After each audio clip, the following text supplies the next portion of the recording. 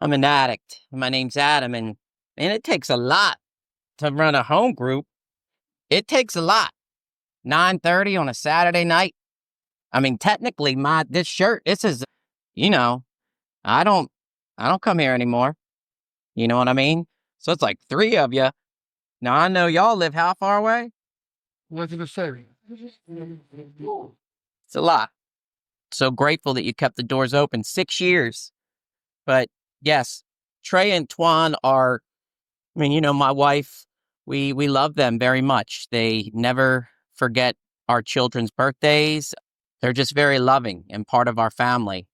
And I know if my wife were here, she'd be like, she wishes she could give more. Like when Treya said, she used to make baked goods, but then she had two babies. She ain't making baked goods. She's tired, like things change in recovery. And, that's a gift today, but that can also, at least for me, bring on because see, the disease changes right along with me. It manifests itself in all areas of my life. It recovers right along with me. How many of you in here, now I know the ones that I preach to the choir, and I'm not saying that the Mikes and Patsy and Teresa, Carlton, Twan, all those that, have come into 20 years, I'm not saying that they're not going to hear something new, but I mean, they've been coming around for decades. So it's rare that they probably hear something new. But how many of y'all in here have less than a year? What? Hi. Welcome. I say that because finding this group, being a founder of this group, I had about a year clean. It was probably 14 months in to my recovery. And, now don't get it twisted. I came in and out of Narcotics Anonymous for 10 years and I did the 1, 2, 3 step dance. That's just my story. Not everybody gets to do that. I think a majority of us never even make it to Narcotics Anonymous. So, when they say easy does it, it doesn't mean don't go to a meeting, at least in my case. Easy does it was more like give yourself a break. Why don't you go to a meeting type of deal? But, it was about a year clean and probably August or September of 2019. And I was sharing in a meeting at Let It Be. I had started working steps. It was very important this time around for me. August 2nd, 2018 is my clean date. And so I wanted to do something different because I told you I came in and out for 10 years. In fact, I came in, I remember Twan visited me in H&I, right? I was in H&I, Virginia Beach Psych, and then I swore, I got out, I swore that I was going to stay clean, right? I was going to do a 90 and 90. And then day 11, I didn't make it. And I cried. I used again too, right? But it was like I saw Twan. Twan still was coming around. So I had to do something different, August 2nd, 2018. And so I made sure I was working the steps 1, 2, and 3. And I'll probably talk about that a lot tonight. That surrender, that guiding principle in step 1, surrender to honesty. And then step 2, that hope.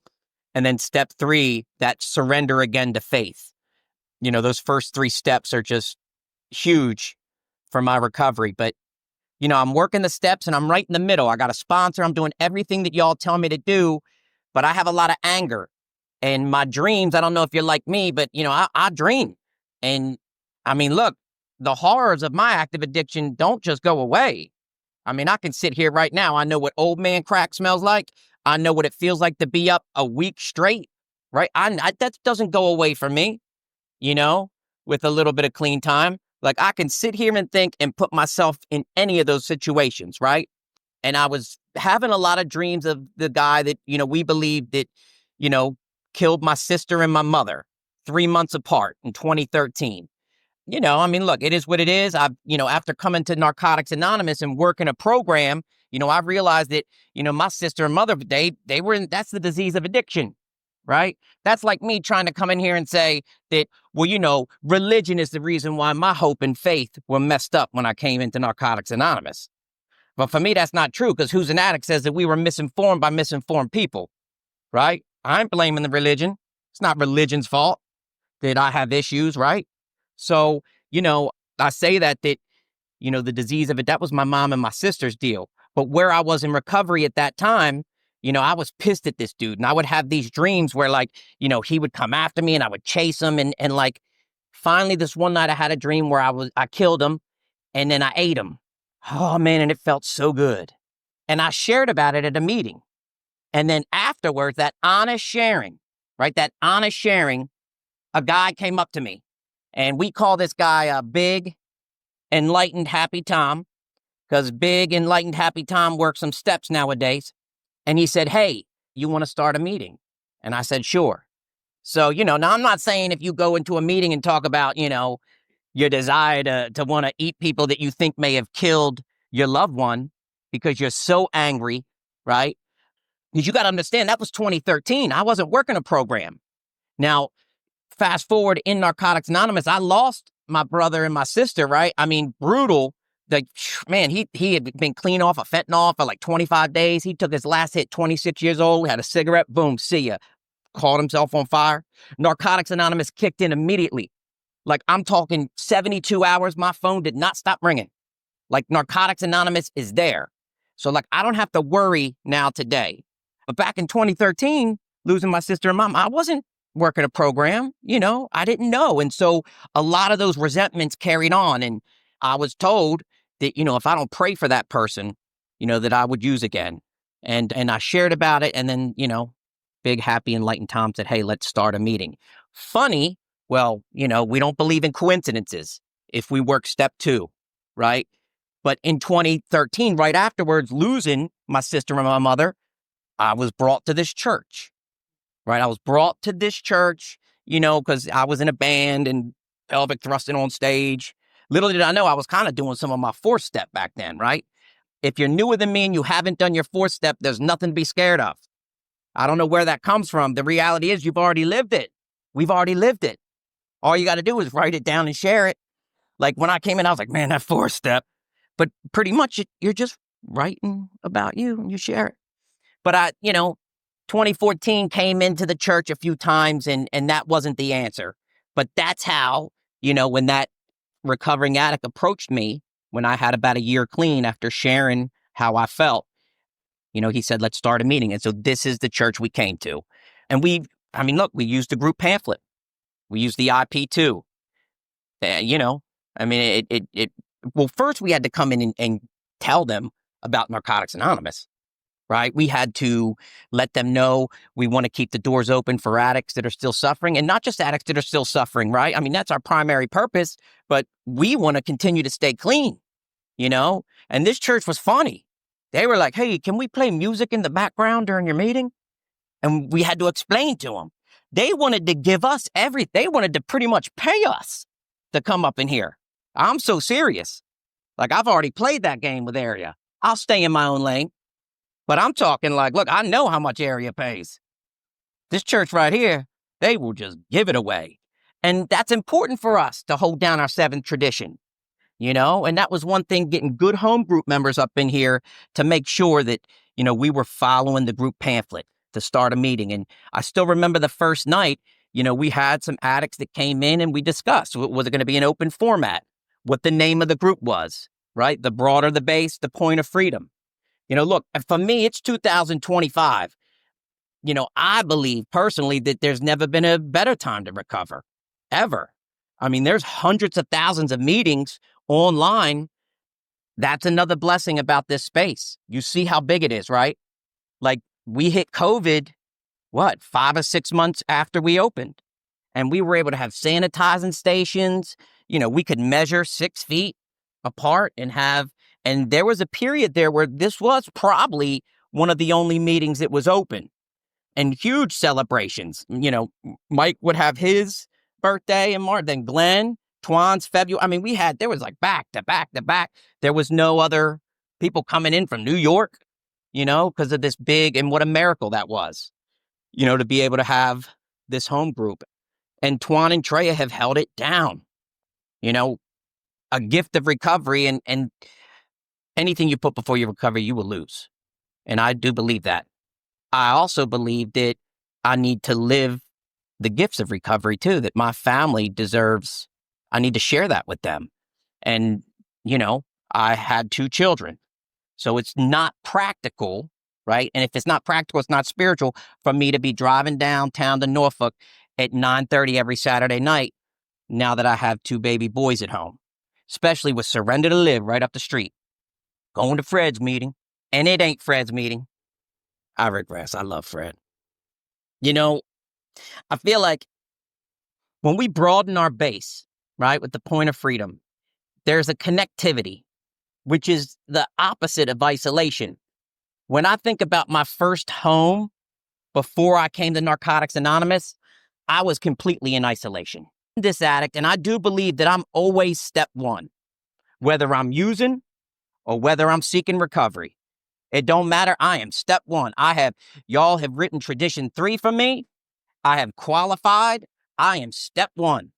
Now, how I surrender, that's between, I got tools that can help me with that, right? I can be in denial as much as I want, whatever, or I can truly be honest and get free and move on and find some hope. But I'm always step one. And I believe I came out the womb that way. So my first home, right, is that I came out of step one. And you know what it says when we come out of step one, right? We got a spiritual void. So the first thing I wanted was some boobies because I was hungry, screaming and crying. The doctor slapping my ass, right? I got a spiritual void. Feed me, right? Scared. Like that's how it was for me. But I didn't have a step 2. I didn't have anything to come to believe. I was misinformed by misinformed people. Like my home was, we used. Look, and y'all have heard my boring ass story. And it is boring, right? However, in retrospect now, as I work some steps and I stay clean, I realized that, I got to be grateful for my story, right? But like I used with my mommy. My mommy. Like we had methadone in the fridge. I smoked crack with my mommy, right? Like now with children, and I don't blame my disease on anybody, right? I think in its nature, and it says we don't have to know how we became addicted, right? We focus on our recovery. But for me, the disease in its nature, it's not even personal. It just eats. It is a black hole for me. It's a black hole. And a black hole will eat light, right? It's going to eat. It don't matter what it's eating. Well, there's an answer. There's something I can feed it. But it's recovery. And it's nonstop and it's every day. And, just like they always say, well, you can't get high on yesterday's supply. I really can't get high on yesterday's recovery. Now, God is amazing and can write straight with crooked lines.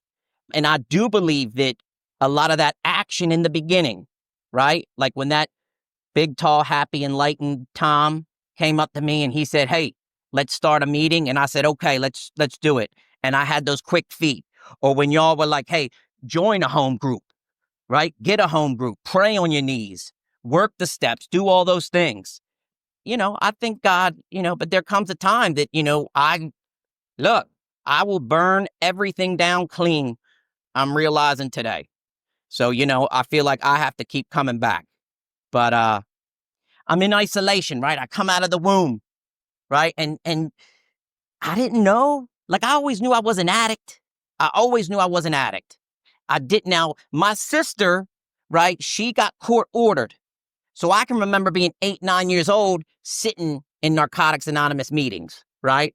So I always knew about the disease of addiction, but like my family, we didn't have hope. There was no talk of recovery, Like I didn't know that it was a progressive disease, and that I didn't know there was a cure. Thank God we have progressive recovery, but I didn't know. And so it just continued to progress. And we continued to use and we continued to die. And that was my home. That was my home before Narcotics Anonymous. Like I was utterly hopeless. I was scared to go to sleep at night. I was scared. I couldn't get high enough, and it didn't matter what, drug of choice, whatever, right? Like it didn't matter. I had to have something in me at all times. And if I didn't, then I needed to squeeze the life out of something because I was dying. I was dying. Yeah. So, didn't want to sleep and then was scared to wake up, and I don't know how or why, I don't know why I got the surrender, at least today, and why I get to be as honest as I can today. Don't get it twisted. I just get to carry a message tonight. I lie, I cheat, I will steal, I lust, I am greedy. Oh, I get jealous. I mean, I told you, I'll burn it down clean. I'll burn it down clean, you know, like smelling the coffee, smelling a musty church. Like that's home. I mean, I knew the first time, I was either going to go to jail or the military, because I'm not a prison guy. Nope. Look, I got a mustache and a bandana on. All right. I'll be jingling up in there. Help me. And so I was like, I'm going to go in the military. And I took myself with myself, and, I just was alone. And that was the first time I got introduced to Narcotics Anonymous was in the military, and it was in this area. And the first time I heard Who's an Addict, Miracle on Ninth Bay. And now that meeting's not there, right? I got a brick from their home group. Like that's the strength, and they've moved to a meeting on Little Creek. The first time I heard Who's an Addict, I knew. Like I knew the old time. I knew. The honesty, I knew. But even then, it says alcohol's a drug, but, I was misinformed. And so I still kept going out, still kept going out. And so I don't know why, August 2nd, 2018, I don't know. And we don't really know if that is my clean date. It could have been July 31st. Like, I'm serious. I was fogged out. And then the cats that I had at the time were like, 08, 02, 2018. And I said, okay. And so that's what it was. And then I came. And I just came and listened to what you said. And during those 10 years coming in and out, I remember the first home group I joined was, the Easy Does It Club, right? And I have had a spiritual death on that couch and then still went back out, but on the couch crying, right? The disease all over the place. And Miss Linda, right? And Linda's gone and passed now, and I loved her, especially because, when she would start off sharing, she'd start off talking real low. But I decided to stay after and join as my home group, right? And then she said, this meeting meets every single day except Sundays. And I was like, damn. So like already I wasn't being committed, And that's one thing that home groups do is it builds a consistency, a commitment for me anyway. And I need that. Because when I was home, not in Narcotics Anonymous, the only consistency I had was using. And how much can I get more? And at all costs, can I get more? Like just living in hell. But coming home to Narcotics Anonymous is not like that. I think Dr. Paul says, like, will literally love the hell out of you, and you do, Hopefully that's my car. I got a new car today. Hold up. Hopefully that's my wife's car. Because y'all know my wife, she's a little better with money than I am. We got that minivan now because we got 2 kids. And what a gift of Narcotics Anonymous. Like to have a child. And then during my 12th step sharing, he's born. Gifts of Narcotics Anonymous, the hope, and then that surrender and faith. I'm an addict that needs to see evidence. I need to see that. I think maybe that's why for me it's so hard sometimes when I'm in a defect or I need to make a change. I forget that time takes time, because I want that quick hit. I already knew if I took a pill 30 minutes, right? If I got the pipe, it's coming fast, right? So it's like as an addict, I think that I can control my feelings. But then when I surrender and I'm clean, it takes time. It doesn't happen overnight. And so consequences, having to feel them, and I don't have to do it alone today. And I think that's what's important about a home group. It's a place where, look, I can be part of, I can be of service. It's genuine. You figure the first home group was probably just 2 addicts together. And then it grew. There was that city, this city. Now you got home groups all over the place. And if you don't like it, you can go to another one. Same with the sponsor. However, in my experience, I suggest you give it 2-week notice. You know, I mean, I look at this as a job. This is important to me to come out here tonight and to be able to speak and share. I mean, I was using with my mommy and daddy. I was dying, you know, and then I get to come home to Narcotics Anonymous and y'all love me so much. And the gifts, you know, the gifts to work at a damn daycare, you know, to get all those degrees. And degrees don't mean anything. But let me tell you, man, it's practical. It's practical. It's okay to want to be successful. Like, it's okay. There's a balance. But at the end of the day, them degrees don't mean anything. You know, what it means, am I still putting in that hard work? Am I still willing to be committed, you know, to my home group, to a service commitment, to the steps? I mean, you know, what step am I on? Step 8. And it looks like this time I got to make sure my name is on the top again. You know, I don't know. I don't know anything. But I do believe that Narcotics Anonymous is my home. And I don't want to go back to the home that I came from. I don't. This is everything. Twan, Treya, I love you. Point of Freedom, I love you. Thank you for the shirt. And I'm going to keep coming back. Thanks for letting me share.